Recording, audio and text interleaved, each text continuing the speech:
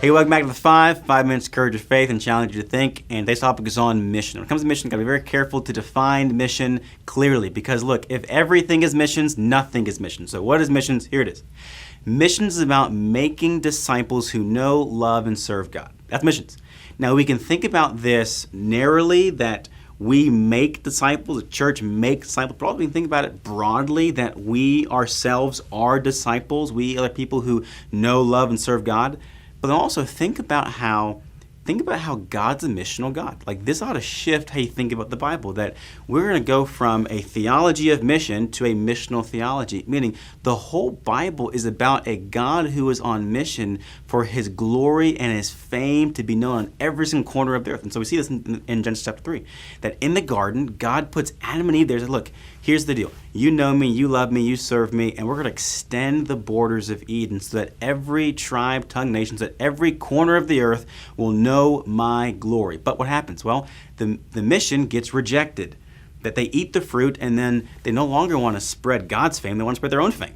And so the image of God is marred, and then that begins to get multiplied, and then that fills the earth. Well, that's a big problem. Well, what happens next is that the mission is accepted by the offspring. And so we see the offspring coming in chapter 3 of Genesis, who's going to crush the head of the serpent, because the serpent has done something to humanity. We feel this individually. You and I are sinful. We feel this even collectively, that families and governments and groups are broken. We feel even cosmically that all creation groans. Paul's going to say that there are spiritual forces of darkness in the heavenly places. So the offspring comes, and he's going to reverse the curse of the fall. And so Jesus lives for us, he dies for us, he rises from the dead. But then what he does, he sends the Holy Spirit. So hey, look, before you go on mission, church, wait for the Holy Spirit, because he's going to help you be my witnesses in Jerusalem, Judea, Samaria, to the ends of the earth. Because remember, mission was all about the global glory of God being recognized to the ends of the earth. Holy Spirit come, by the way, to be Spirit-filled means you share about Jesus. The Spirit loves to declare the things about Christ, and so those who are Spirit-filled in Acts, they declared the things about Christ. And so we do that too. So the church, we have local mission. We share with our neighbors and with our city. We do these things even globally. We go where Christ has not yet been named. And we do that because one day the mission will be accomplished. So check out what Revelation 7 says.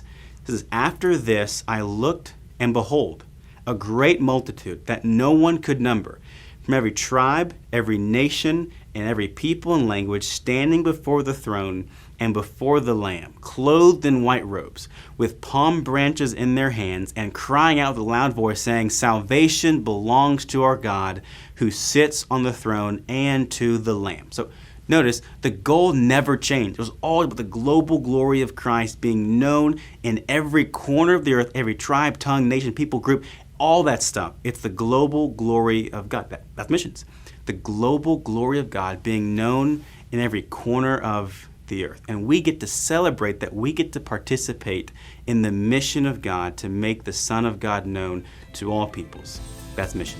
That's my time. See you next week, and I'll see you then.